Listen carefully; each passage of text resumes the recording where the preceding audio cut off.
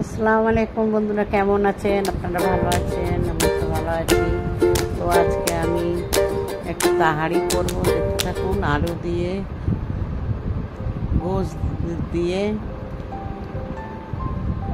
আমি তাহাড়িটা কিভাবে করছি দেখুন।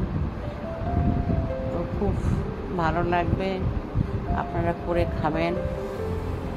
তো আমি আলুটাকে একটু রং মাখিয়ে নিয়েছি, ফুড কালার দিয়েছি, একটু লবণ মাখিয়ে নিলাম।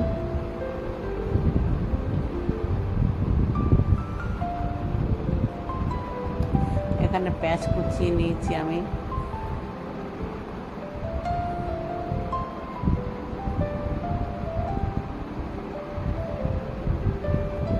এর মধ্যে এখন কড়াইশুঁটিটা নিয়ে নিলাম।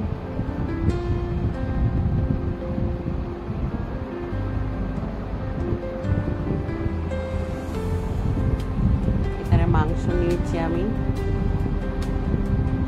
1/2 কেজি মাংস নিয়েছি। তো এখন আমি গ্যাসটা জ্বালিয়ে দেবো, হাঁড়ি বসিয়ে দিয়েছি। দিয়ে আমি এর মধ্যে গরম মশলা, তেজপাতা ফোড়ন দিয়ে দিয়েছি। আমি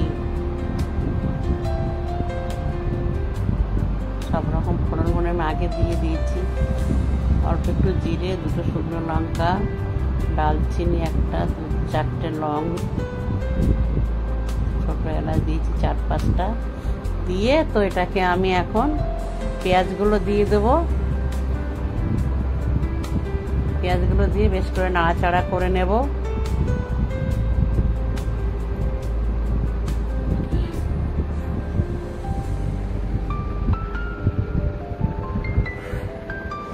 পেঁয়াজটাকে নাড়াচাড়া করে একটু লাল করে নেব। এর মধ্যে মাংসটাও দিয়ে দিলাম। মশলাটা আমার কষা হয়ে গেছে, মাংসটা দিয়ে আরও কষবো।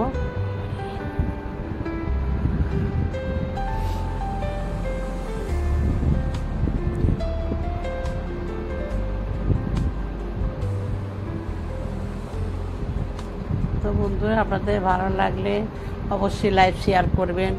আমি এক হাতে ফোন ধরে ধরে করছি, দেখুন আমার রান্না করা হাঁড়িটা নড়ছে।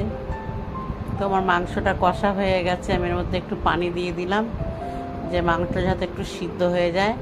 এবার আমি মাংসটাকে সিদ্ধ করার জন্য অল্প একটু পানি দিয়ে দিয়েছি।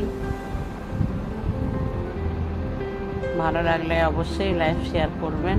তো এটা আমার কষানো হয়ে গেছে, দেখুন মাংসটাও আমার গলে গেছে, সিদ্ধ হয়ে গেছে ভালো। এর মধ্যে এখন আমি চালটা ধুয়ে রেখেছিলাম, চালটা দিয়ে দিলাম। দিয়ে আমি বেশ করে নাড়াচাড়া করে এটা এখন বেশ অনেকক্ষণ ধরে কষাবো।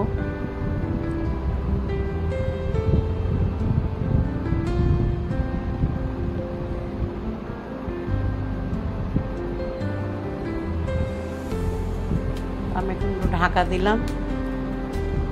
ঢাকাটা খুলে আমি আলুগুলো ভেজে রেখেছিলাম, অন্য সাইডের গ্যাসে আলুটা ভেজে রেখেছিলাম। তো আলুটাকে দিয়ে দিলাম চালের সঙ্গে, দিয়ে এখন বেশ করে কষিয়ে নেব। মটরশুঁটিটা আমি লাস্টে দিয়ে দেবো।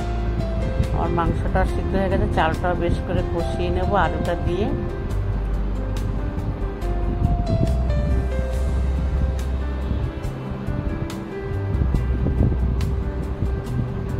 বাকি মশলাগুলো সব আমি দিয়েছি, আদা রসুন সব কিছু দিয়ে দিয়েছিলাম।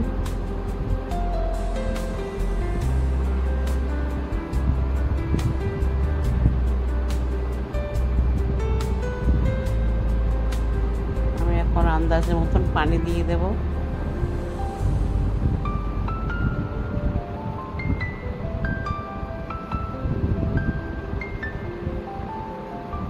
আন্দাজ মতন পানি দিয়ে বেশ সবগুলো ডুবিয়ে ডুবিয়ে দিয়ে নেড়ে চেড়ে ভালো করে ঢাকা দিয়ে দেব। এখন ঢাকা দিয়ে দিলাম। তো দেখুন ঢাকাটা খুলে দেখছি ফুটছে। আমি আবার একটু নেড়ে দেব। প্রায় আমার হয়ে এসছে, চালটা বেশ সিদ্ধ হয়ে এসছে প্রায়। তো আমার এই পানিটা শুকিয়ে যাবে যখন, ততক্ষণ আমার ভাতটা হয়ে যাবে। গ্যাসটা একটু আস্তে করে দিলাম, দিয়ে আমি লবণটা দিয়ে দিলাম। এবারে লবণটা তখন দিইনি, এখন লবণটা দিয়ে দিলাম।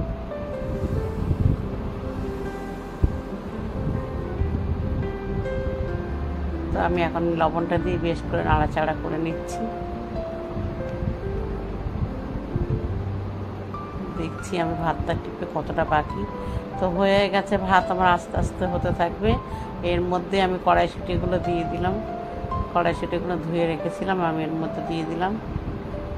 এর মধ্যে ফুলকপি দেয় সব কিছু, কিন্তু ফুলকপি তো এখন তো পাওয়া যায় না, পাওয়া গেলে তো আনা মুশকিল। তো যাই হোক, আমি এখন কড়াইশুঁটিগুলো দিয়ে বেশ করে নাড়াচাড়া করে দিয়ে আমি এখন আবার একে ঢাকা লাগিয়ে দেব। আমি এখন ঢাকনা লাগিয়ে দিলাম আবার, দিয়ে আমি আবার ঢাকনাটা খুলে দেখবো। তো দেখুন আমার সবগুলো কিন্তু খুব সুন্দরভাবে হয়ে গেছে। একটু এর মধ্যে পানি নেই, একদম ঝরঝরে হয়ে যাবে, পুরো বিরিয়ানির মতন হয়ে যাবে, এটা ঝরঝরে হবে।